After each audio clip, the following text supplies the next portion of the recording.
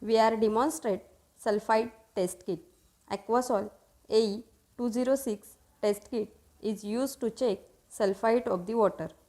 Kit contains reagent Zn1, DO4, St3 and test jar.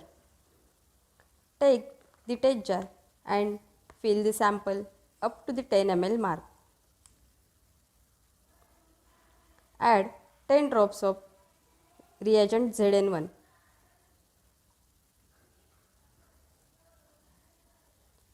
Mix well.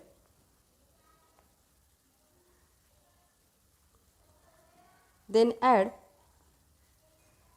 4 drops of reagent DO4 and mix well.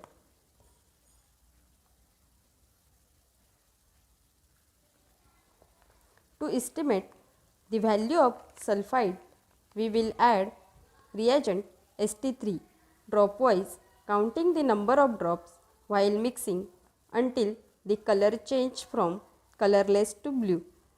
Number of drops of St3 reagent multiplied by 5 is the sulphite of the sample.